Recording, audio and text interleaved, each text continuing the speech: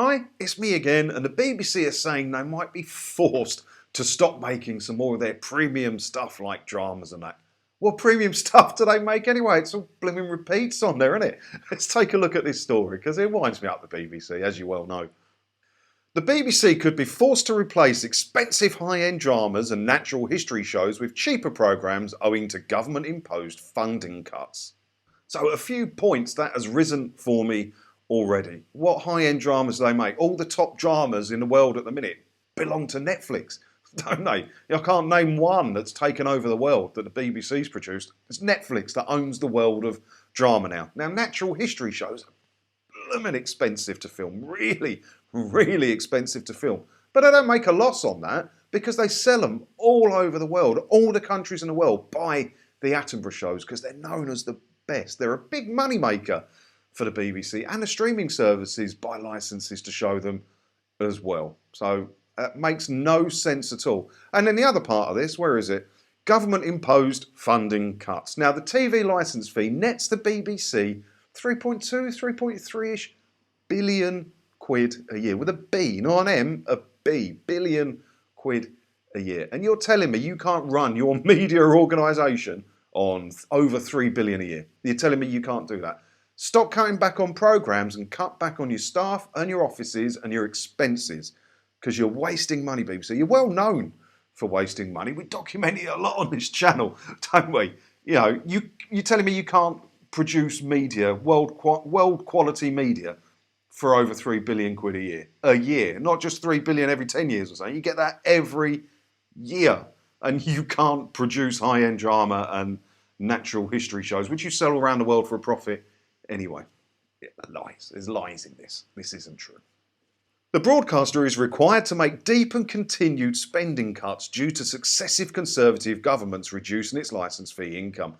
Oh, who wrote this? I wonder what political party they support.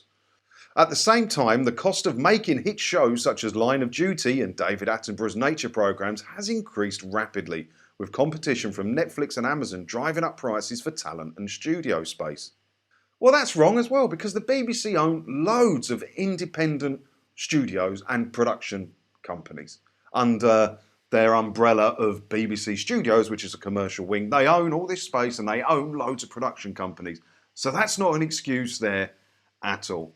You know, I said in a previous video that I bought you a couple of months ago that I heard a story about the filming of one of the Attenborough shows where they needed a 30-second shot of dolphins, what were they doing, surfing in Australia, and they had to send a camera team out there with hundreds of thousands of pounds worth of 4K underwater cameras. They had to rent speedboats. It took them 3 weeks to get the shot, so that this whole crew are in a hotel for 3 weeks with the speedboat rentals, the car rentals. How much did that cost just for a 30-second shot of dolphin surfing? Madness. So it does cost a lot of money. I get that. But you also sell it all around the world, and it's one of your most profitable programmes since Top Gear, which was the most profitable programme the BBC's ever produced. Sold all around the world apart from one country, France, obviously. So where's the money going, BBC? Where's that money going? In future, channels such as BBC Two and BBC Four will operate on substantially reduced budgets, often showing repeats with money diverted into shows for BBC One and BBC Three. Well, they've already come out and said BBC Four is going to show nothing but repeats. They're not going to make any new shows for BBC Four. It's going to be a repeats channel now. And over Christmas, I think that up until like the 1st of January or something, from today, they're saying BBC Two is going to be 3/4 repeats. So it's already that. Where's the money going, BBC? Where's it going? Because BBC One's full of repeats as well, wasn't it? 1/3 of stuff on BBC One over the Christmas period is going to be repeats as well. 1/3. That's a lot. Meg Hiller, chair of the Public Accounts Select Committee, said, forthcoming cuts to on-air programming could make people less willing to pay the £159 a year fee. Of course it would, because where's it going? They're doing nothing with it now. If they're going to do even less with it, why are you paying the 159 quid a year? Almost half of its forecast savings will come from cutting back on the amount of programmes the BBC makes, meaning it will have to churn out more repeats to fill TV schedules, she said.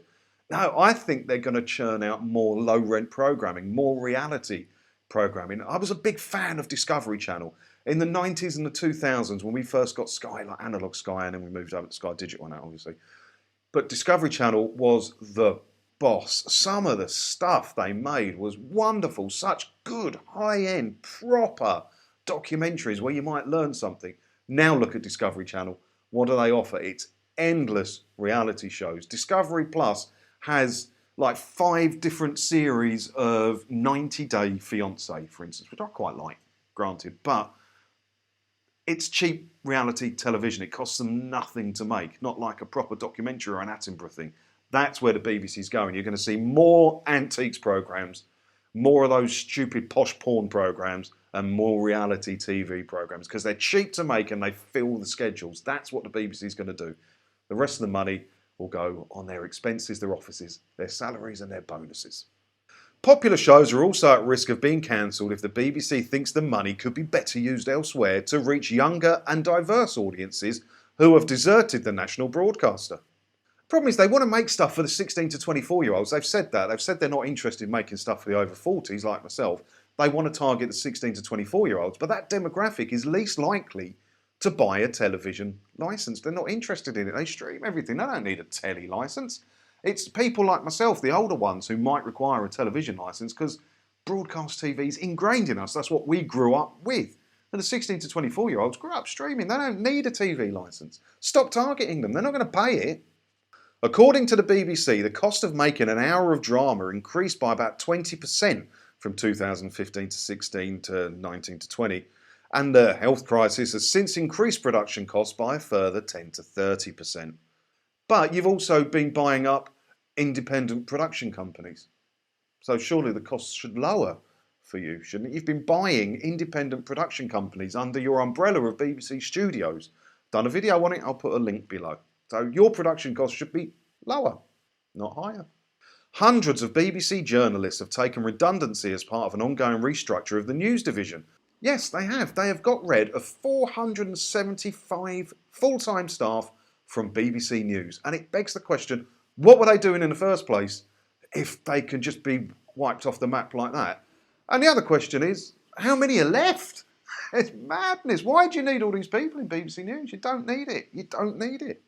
So yeah, I don't know where the money goes. I don't know what they're doing with the money. It's absolutely ridiculous. If you can't make quality programming, how can you justify asking people for 159 quid a year to support your company that's supposed to be making high quality programming? It doesn't make any sense. Cut back other stuff. Cut back your offices. Cut back your world news reports. Why have you got reporters stationed all over the world and you're paying their rent and huge salaries and getting them a car and everything? Doesn't need to be done. You can use local channel news report partners like other channels do. You can do that. Cut back all your offices in the UK. Cut back on your costs. Cut back on salaries and put all of that money into programming and give the people something for their 159 quid a year. But you're not going to do it, are you? You're not going to do it, BBC, and that's why your licence fee is going to die. Because every day, more and more people are getting disillusioned with paying you the 159 quid a year. Because every day it makes less sense to pay it when you can stream stuff from on-demand catch-up services, and you can use 3, 4 and 5, all without a TV licence. The only thing we can't watch without a telly licence, BBC, is you. So why pay it if you're not giving us any value for money? I'll never pay it again. And there's 50,000 people on this channel who are not going to pay it again, and more joining the fight every single day. Now, if you haven't cancelled your licence yet, do consider doing it. There's links below about what you can watch without a licence and stuff like that. And share the videos with everybody as well. Share that video, what you can watch without a TV licence, because so many people think you have to have a TV licence, and if you don't have it, you can't have a telly. It's wrong. You can probably watch 90% of the stuff you'd watch anyway. The only thing you're going to miss out on is some BBC stuff. You can still watch BBC stuff you find on BritBox or on Netflix, for example. You just can't watch BBC iPlayer or watch anything as it's being broadcast. Otherwise, everything's fair game. You can still watch Coronation Street on 3. You can still watch Hollyoaks on 4 if them's is your cup of tea. Not my cup of tea, obviously. So take a look at those videos, all in the bump I put below, and share them around with people and get some more people in this fight. And we'll get rid of this stupid 159 quid a year fee, won't we? So what do you think about this? I know I went off on a bit of a rant, but it does wind me up sometimes, the BBC. Let me know what you think in the comments below. We'll have a chat about it as always, shall we? And I'll see you in another video again soon. Thanks for watching.